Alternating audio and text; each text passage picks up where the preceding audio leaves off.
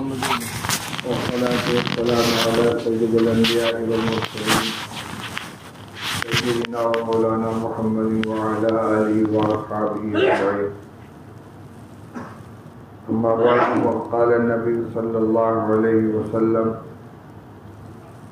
آية المنافق الثلاث: إذا كذب، إذا حدث كذب، وإذا وعد أخلف، وإذا اؤتمن خان، أو كما قال رسول الله صلی اللہ علیہ وسلم. میرے بزرگوں، بھائیوں، اس وقت کسی لمبے بیان کا موقع نہیں ہے.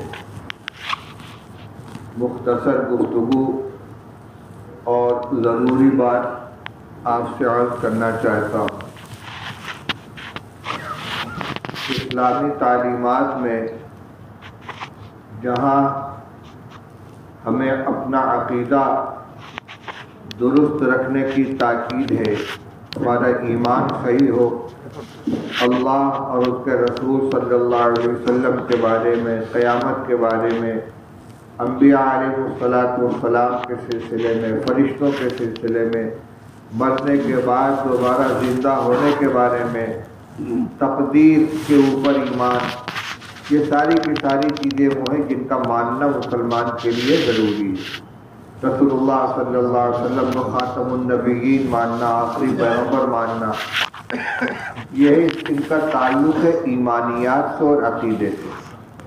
اسی طرح کچھ چیزیں ہیں جن کو عبادات کہا جاتا ہے. نماز 5 وقت کی فرض ہے ہر مسلمان کے اوپر. رمضان مبارک کا روزہ فرض ہے، ادا کرنا ضروری ہے. اللہ نے اگر صاحب حیثیت بنایا ہے، مال عطا فرمایا ہے، آدمی صاحب نصاب ہے تو زکوٰۃ نکالنا، اس کو ادا کرنا، مستحقین تک پہنچانا ضروری ہے. اللہ نے استطاعت دی ہے تو زندگی میں ایک بار حج کرنا فرض ہے. یہ سب عبادات ہیں. ان میں اگر کہیں سے کوئی کمی ہوتی ہے، اگر انکار کر دے آدمی تو ایمان سے چلا گیا. کوئی نماز کو فرض نہیں مانتا تو مسلمان نہیں، روزے کو فرض نہیں مانتا تو مسلمان نہیں. فرض مانتا ہے لیکن عمل نہیں کرتا تو گناہگار ہے. اور یہ وہ چیزیں ہیں کہ جن کو عام مسلمان جانتے ہیں کہ یہ دین کا کام ہے. نماز پڑھنا اسلام میں فرض ہے. اگر کوئی نماز نہیں پڑھے گا تو اس کو گناہگار سمجھتے ہیں، بے دین سمجھتے ہیں. لیکن میں یہ عرض کرنا چاہتا ہوں کہ اسلام کا تعلق صرف عقیدے اور ایمان اور عبادات سے نہیں ہے، بلکہ سچے پکے مسلمان بننے کے لیے اور بہت سی چیزیں ہیں جن کا کرنا ضروری ہے. ان میں کچھ معاملات ہیں. معاملہ کا مطلب کیا ہوتا ہے؟ لین دین، خرید فروخت، یہ سب چیزیں معاملات کے اندر آتی ہیں. کچھ اخلاق ہیں، ہمارا دوسروں کے ساتھ ویوہار کیسا ہو، تعلق کیسا ہو، کیسا سلوک کرتے ہیں دوسرے کے ساتھ. یہ سب بھی دین کے شعبے ہیں. اور اللہ کے رسول صلی اللہ علیہ وسلم نے اتنی تاکید فرمائی ہے. کہیں تو آپ یہ فرماتے ہیں کہ مومن وہی شخص ہے جس میں یہ چیزیں پائی جائیں، اور کہیں فرماتے ہیں کہ وہ شخص مومن نہیں ہے کہ جس میں یہ کمزوریاں پائی جائیں. آپ دیکھیے، آپ فرماتے ہیں کہ واللہ لا یؤمن، واللہ لا یؤمن، واللہ لا یؤمن، بخدا وہ مومن نہیں، بخدا وہ مومن نہیں، اللہ کی قسم وہ مسلمان نہیں ہے.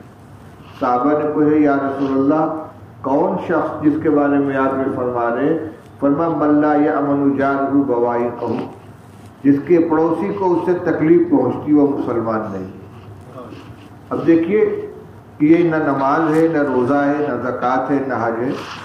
ایک سلوک ہے. ہمارے پڑوسی کو اگر ہم سے تکلیف پہنچتی ہے تو اللہ کے رسول صلی اللہ علیہ وسلم فرماتے تو مسلمان نہیں ہے. ایسے ہی کچھ چیزیں یہ بتلائی ہیں کہ مسلمان وہی ہے کہ جس کے اندر یہ بات پائی جائے. فرمایا لا یؤمن احدکم حتی یحب لاخیہ ما یحب لنفسہ، تمہیں کوئی شخص اس وقت تک مومن نہیں کہا جا سکتا جب تک کہ اپنے بھائی کے لیے وہی چیز پسند نہ کرنے لگے جو اپنے لیے پسند کرتا ہے، یہ چاہتا ہے کہ میرے لوگ عزت کریں، مجھے نقصان نہ پہنچائیں، مجھے برا بھلا نہ کہیں، مجھے تکلیف نہ دے. یہی دوسرے کے لیے پسند کرو جو تمہارا مسلمان بھائی ہے، تم بھی اس کی عزت کرو، اس کو تکلیف نہ پہنچاؤ، اس کا حق ادا کرو. بہت سے اخلاق ہیں. میں نے ابھی ایک روایت پڑھی ہے، اس میں رسول اللہ صلی اللہ علیہ وسلم نے ایمان والوں کی 3 بہت اہم اور خاص صفتوں کا تذکرہ فرمایا. 3 صفتیں ایسی ہیں کہ جو ہر مسلمان میں ہونی چاہیے، اور اگر یہ چیزیں مسلمان کے اندر نہیں پائی جاتی تو اللہ کے رسول صلی اللہ علیہ وسلم کی زبان میں وہ سچا پکا مسلمان ہو ہی نہیں سکتا. وہ کیا ہے؟ آپ نے ارشاد فرمایا کہ منافق کی 3 علامت. منافق جانتے ہیں، آج تو ہمارے سامنے 2 ہی طرح کے لوگ ہیں، یا مسلم یا نان مسلم، مومن اور کافر، مومن اور غیر مسلم. اس لیے کہ ہم کو دل کے اندر کا حال کسی کا معلوم نہیں ہے، جیسا نظر آئے گا ویسا مانیں گے. لیکن رسول اللہ صلی اللہ علیہ وسلم کے زمانے میں ایک تیسری قسم بھی تھی جس کو منافق کہتے تھے. منافق وہ آدمی کہلاتا تھا کہ جو ظاہر میں تو مومن ہو، جو دیکھنے میں اپنے ظاہر کے اعتبار سے تو مسلمان ہو، اپنے کو مسلمان شو کرتا ہو، لیکن حقیقت میں اس کے دل کے اندر ایمان نہ ہو. ایسے شخص کو منافق کہا جاتا تھا کہ جو دیکھ بظاہر مسلمان ہو، اپنے کو مسلمان کہتا ہو، مسلمان نام رکھا ہے، مسلمان شکل صورت ہے، حتیٰ کہ مسجد میں بھی آتا ہے، نماز بھی پڑھتا ہے اور سارے کام مسلمانوں والے کرتا ہے، لیکن دل میں اس کے ایمان نہیں ہے. ایک جماعت ایسی تھی رسول اللہ صلی اللہ علیہ وسلم کے زمانے میں جن کو منافق کہا جاتا تھا. اور قرآن پاک کی ایک سورت نازل ہوئی ہے انہیں کے نام سے،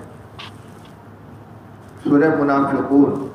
اس میں اللہ تعالیٰ نے ان منافقین کے بارے میں یہ فرمایا، اذا جاءک المنافقون قالوا نشہد انک لرسول اللہ. یہ منافق لوگ جب آپ کی خدمت میں حاضر ہوتے ہیں تو کہتے ہیں کہ ہم گواہی دیتے ہیں کہ آپ اللہ کے رسول ہیں. آگے اللہ تعالیٰ فرماتے واللہ یعلم انک لرسول، اللہ جانتا ہے کہ بے شک آپ اللہ کے رسول ہیں. واللہ یشہد ان المنافقین لکاذبون، لیکن اللہ گواہی دیتا ہے کہ منافقین جھوٹے ہیں. یہ جو کہتے ہیں کہ ہم دل سے گواہی دیتے ہیں کہ آپ اللہ کے رسول ہیں، جھوٹ بول رہے ہیں. یہ دل سے گواہی نہیں دیتے، صرف زبان سے کہہ رہے ہیں. کیوں کہہ رہے ہیں؟ اتخذوا ایمانہم جنۃ فصدوا عن سبیل اللہ. یہ جھوٹی قسم کھا کر اپنے لیے ڈھال بنا رہے ہیں کہ ہم کو کافر نہ جانا جائے. ایک جماعت ایسی بھی تھی. ان کی سزا کیا ہے؟ آخرت میں ان کے ساتھ کیا معاملہ ہو؟ اللہ تعالیٰ فرماتے ان المنافقین فی الدرک الاسفل من النار. قیامت میں جس طرح اللہ کا انکار کرنے والے کافر جہنم میں جائیں گے تو منافق بھی جہنم کے سب سے گہرے حصے کے اندر ہوں گے. اب آپ سوچ لیجیے کہ اب کوئی کام جو منافق کا کام ہو کیا مسلمان کے لیے اس کی گنجائش ہو سکتی؟ اب اس روایت پہ آ جائیں گی جو میں نے پڑھی تھی. رسول اللہ صلی اللہ علیہ وسلم نے فرمایا کہ منافق کی 3 پہچان ہے. یعنی منافق کے اندر یہ 3 چیزیں پائی جاتی ہیں. کیا کیا؟ اذا حدث کذب، جب بات کرے تو جھوٹ بولے. وَإِذَا وَعَدَ أَخْلَفَ، جب وہ وعدہ کرے تو اس کے خلاف کرے، وعدہ خلافی کرے. وَإِذَا اؤْتُمِنَ خَانَ، اور جب اس کو کسی چیز کا امین بنایا جائے، اس کے پاس کوئی امانت رکھی جائے تو امانت میں خیانت کرے. دیکھیے امانت کا تعلق صرف پیسے سے نہیں ہوتا کہ ہم نے کسی کے پاس امانت رکھ دی، اپنا پیسہ رکھ دیا اور اس نے اس کو انکار کر دیا، ہڑپ کر گیا. نہیں، امانت میں بہت سی چیزیں آتی ہیں. امانت میں یہ بھی شامل ہے کہ کسی شخص نے کوئی راز کی بات ہم کو بتا دی، ہمارے اوپر بھروسہ کرتے ہوئے کہ ہمارے دوست ہیں، ہمارے رشتے دار ہیں، فرینڈس ہیں ہمارے، اپنی راز کی بات بتا دی، کوئی پرائیویٹ بات بتا دی، تو اب وہ بات ہمارے پاس امانت ہے، ہم اگر اس کو دوسروں کے سامنے بیان کریں گے تو خیانت ہوگی۔ ایسے ہی اگر کوئی آدمی مجھ سے کسی مسئلے میں مشورہ کرنے کے لیے آیا، رائے لینے کے لیے آیا کہ فلاں کام کرنا ہے، آپ رائے دے دیجئے، مشورہ دے دیجئے، تو اس کی خیر خواہی کرنا ہماری ذمہ داری ہے، وہی مشورہ دیں گے جو اس کے حق میں بہتر ہوگا۔ اگر ہم جانتے ہیں کہ اس نے جو رائے مانگی ہے تو یہ رائے دینی چاہیے، یہ صحیح، لیکن اس کے خلاف رائے دے دیں گے، یہ خیانت ہو جائے گی، یہ خیانت ہو جائے گی۔ بہت سی باتیں ہیں جن کو امانت کے اندر ذکر کیا گیا ہے، تو رائے ہو، مشورہ ہو، کسی کی کوئی بات ہمارے علم میں ہے، پیسہ ہے، ساری کی ساری چیزیں امانت کے اندر آ جاتی ہیں۔ تو رسول اللہ صلی اللہ علیہ وسلم نے فرمایا کہ منافق کی 3 پہچانیں، جب بات کرے تو جھوٹ بولے، جب وعدہ کرے تو وعدہ خلافی کرے، اور جب اس کے پاس کوئی امانت رکھی جائے تو امانت میں خیانت کرے۔ یہ 3 صفتیں تو منافق کی ہوئی، تو مومن کی کیا پہچان ہوئی؟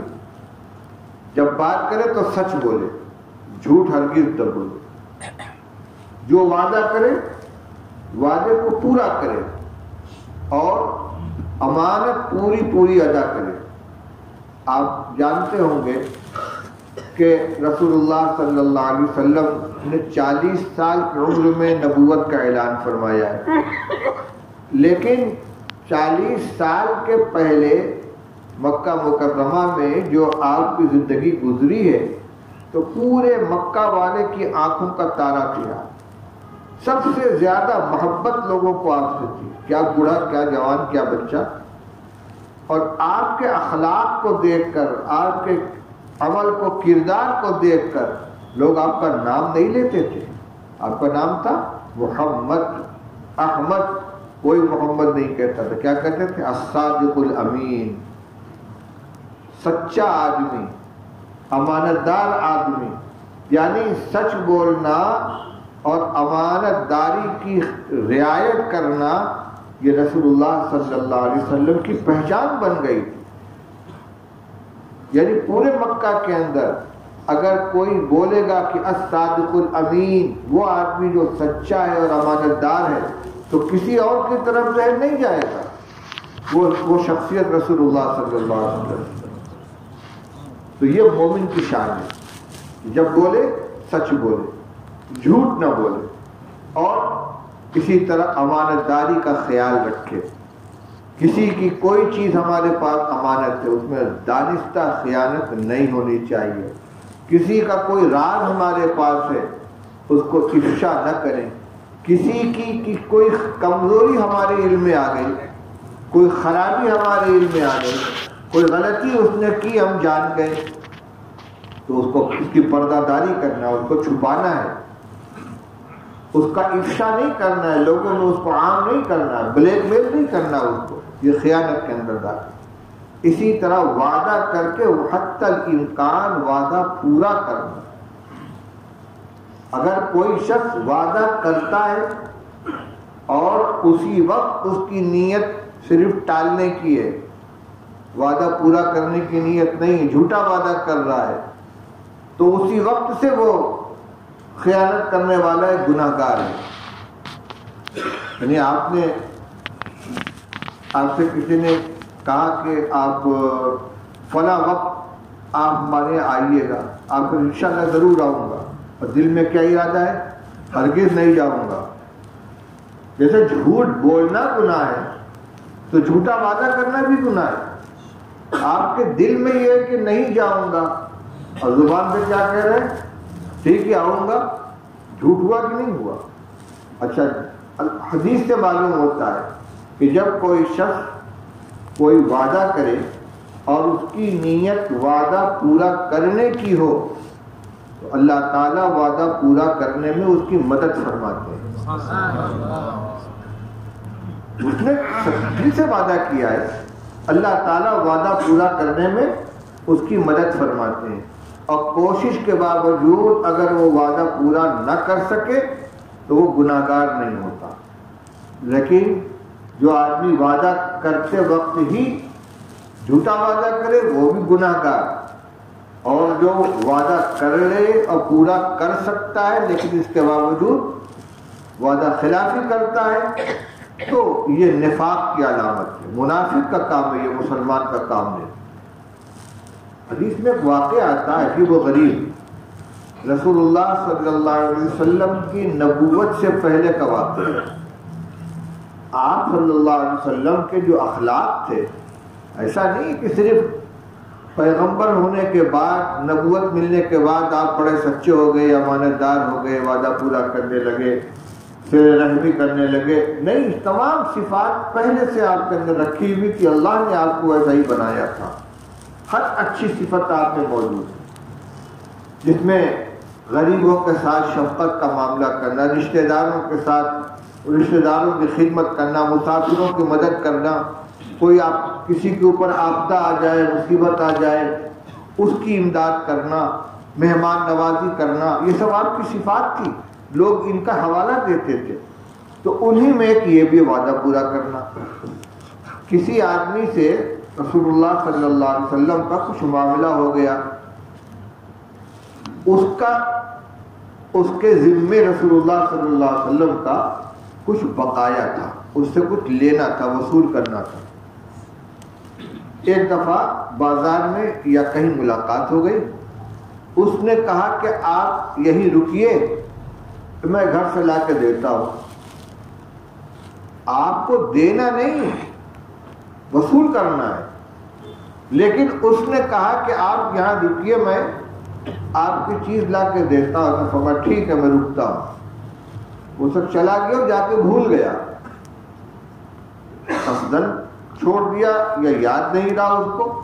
ایک دن گزرا, 2 دن گزرا, 3 دن گزر گیا. 3 دن کے بعد اس کو یاد آیا کہ میں نے محمد صلی اللہ علیہ وسلم الصادق الامین سے وعدہ کیا تھا کہ آپ یہاں پر ٹھہریے, میں آتا ہوں. 3 دن کے بعد آیا تو رسول اللہ صلی اللہ علیہ وسلم وہیں انتظار کرنے لگے, اور آپ نے صرف اس سے اتنا فرمایا, انا ہنا منذ 3 انتظر, میں 3 دن سے تمہارا یہاں انتظار کر رہا ہوں. بھائی 1 گھنٹہ گزر گیا, 2 گھنٹہ گزر گیا, 1 دن گزر گیا, تو آدمی خود فیصلہ کر لے گا کہ بھائی یا تو یہ بھول گیا, یا انتظام نہیں کر سکا, یا جان بوجھ کر وعدہ خلافی کر رہا ہے, چلا جائے. اور وعدہ جو کرتا ہے آدمی کہ میں ٹھہرتا ہوں, اس کا یہ مطلب تو نہیں ہوتا کہ زندگی بھر یہی کھڑا رہوں گا, تھوڑی دیر انتظار کیا جاتا. لیکن ایسا آپ نے کچھ نہیں کیا. آپ نے تو صرف یہ دیکھا کہ میں نے اس سے وعدہ کیا کہ میں یہاں انتظار کروں. کھڑے, 1 دن گزرا, 2 دن گزرا, 3 گزر گیا. اس نے وعدہ کیا تھا آنے کا, وہ نہیں, لیکن آپ نے جو وعدہ کیا تھا کہ میں یہیں ٹھہر کر تمہارے انتظار کرتا ہوں, 3 دن تک انتظار فرماتے رہے. حالانکہ ابھی آپ محمد الرسول اللہ نہیں تھے, ابھی صرف محمد الصادق الامین تھے. جو مسلمان کو وعدہ کرے یہ کوئی ٹالنے والی چیز نہیں ہے, مسلمان کی زبان ہے, پتھر کی لکیر ہے. اول تو جس کام کا وعدہ کرے دل سے ارادے کے ساتھ کرے, میں کروں گا ایسا. نہیں کر سکتا تو صاف کہہ دے کہ بھائی میں وعدہ نہیں کرتا, میں وعدہ نہیں کر, لیکن وعدہ کر لیا کہ ٹھیک ہے میں فلاں کام کروں گا, آپ کے آؤں گا, یا قرض ہے اس کو ادا کرنے کے لیے وعدہ کیا کہ فلاں وقت آپ کا پیسہ دے دوں گا, تو اس کو جان سے زیادہ مضبوط جانے کہ مجھے ہر حال میں اس کو پورا کرنا ہے. کیوں؟ اس لیے کہ اگر نہیں کریں گے اس کا براہ راست تعلق ہمارے ایمان سے ہے, ایمان پر چوٹ پڑے گی. آپ نے فرمایا کہ منافق کی علامت ہے یہ کہ وعدہ کرے تو وعدہ خلافی. اسی طرح سچ بولنا, کچھ بھی ہو جائے جھوٹ نہ بولے آدمی.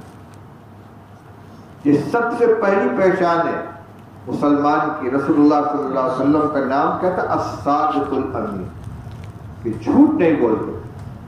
چنانچہ جب رسول اللہ صلی اللہ علیہ وسلم کے اوپر وحی نازل ہوئی وَأَنذِرْ عَشِيرَتَكَ الْأَقْرَبِينَ، کہ آپ اپنے رشتہ داروں کو اللہ کا ڈر سنائیے اور آپ نے اپنے قبیلے کے خاندان کے تمام لوگوں کو صفا پہاڑی کے دامن میں سب کو اکٹھا کیا. واقعہ بہت مشہور ہے، آپ نے بھی سنا ہوگا. آپ کے خاندان کے لوگ، آپ کے چچا وغیرہ، قریش کے تمام لوگوں کو جمع کیا. تو حاجی لوگ جانتے ہیں کہ صفا پہاڑی جہاں سے صفا مروہ کی صحیح کی جاتی ہے، یہ ایک پہاڑ ہے، نیچے ڈھلان ہے. آپ پہاڑ پر چڑھ کر کھڑے ہو گئے اور آپ نے پہلے کلمہ پیش نہیں فرمایا، ایمان کی دعوت نہیں دی. آپ نے ایک سوال کیا کہ لوگوں ایک بات بتاؤ، اگر میں تم سے یہ کہوں کہ اس پہاڑ کے پیچھے دشمنوں کا ایک لشکر کھڑا ہوا ہے جو صبح ہوتے ہی تم پر حملہ کر دے گا، تو کیا تم اپنی آنکھوں سے دیکھے بغیر صرف میرے کہنے کی بنا پر یقین کر لو گے، سچ جان لو گے؟ پوچھئے. تو پوری قوم نے ایک زبان سے جواب دیا، ما جربنا علیک الکذب، کہ ہم نے اس 40 سال کے زمانے میں کبھی آپ کو جھوٹ بولتے نہیں سنا، کبھی جھوٹ کا تجربہ آپ کے بارے میں نہیں ہوا. تب آپ نے فرمایا کہ اگر یہ بات ہے تو سنو کہ مرنے کے بعد ایک مرتبہ دوبارہ زندہ ہونا ہے، وہاں تم کو اپنے اعمال کا حساب و کتاب دینا ہوگا، ایک اللہ کے سوا کوئی عبادت کے لائق نہیں. اس پر لوگ مخالف ہو گئے. بھائی یہ 3 باتیں جو ہیں یہ ایمان کی خاص صفات ہیں. مسلمان جب بولے تو جھوٹ نہ بولے، سچ بولے. جو وعدہ کرے سچا وعدہ کرے اور حتی الامکان اس کو پورا کرنے کی کوشش کرے، وعدہ خلافی نہ کرے. اسی طرح امانت کے اندر خیانت نہیں ہونی چاہیے، چاہے وہ پیسے کی امانت ہو، چاہے کسی کی آبرو اور اس کی عزت ہماری علم میں آ جائے، یا کسی کا راز ہے، کسی کی کوئی کمزوری ہماری جانکاری میں آ گئی. ہر سلسلے میں امانت کے اندر خیانت نہیں ہونی چاہیے. اللہ تعالی ہم سب کو عمل کرنے کی توفیق عطا فرمائے. وآخر دعوانا الحمدللہ رب العالمین. خلاصہ بیان کریں گے.